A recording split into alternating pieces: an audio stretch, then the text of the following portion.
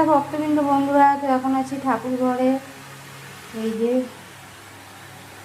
সব ঠাকুর, আর আমি পুরো গরমে ঠাকুর ঘরে ঘেমে যাচ্ছি।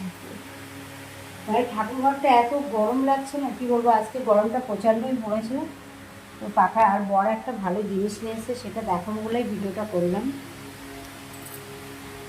গরম লাগছে, এই দেখো, এইটাই আমি চাইছিলাম। আমার গঙ্গার জল শেষ হয়ে গেছিলো, 1 ড্রাম গঙ্গার জল নিয়ে এসছে।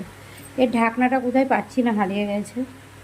তো এটাই আমার দরকার ছিল ভগবানের জন্য, গঙ্গার জল, তাও স্টক হয়ে গেছে। আর এইটাও নিয়ে যাবে ভেবেছিল, কিন্তু এটা ঢাকনাটা পাচ্ছে না, ওই জন্য নিয়ে যাইনি।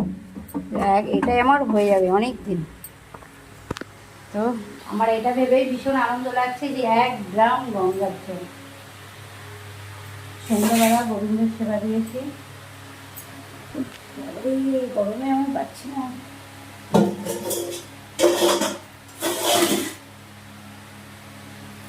ঠাকুর ঘরে জানলাটা দিয়েই রাখিস, ইঁদুর ঢুকে যায় না।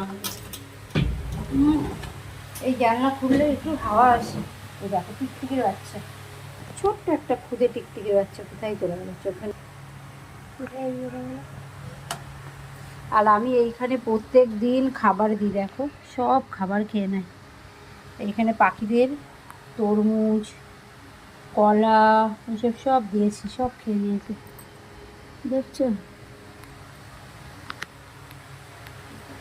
প্রত্যেক দিন আমি ঠাকুরকে পুজো দিই, আর যা যা প্রসাদ হয় আমি এখানে দিয়ে যাই। পুরো পরিষ্কার করে খেয়ে নেয়, পরিষ্কার করে খেয়ে নেয়, পুরো কিচ্ছু রাখে না।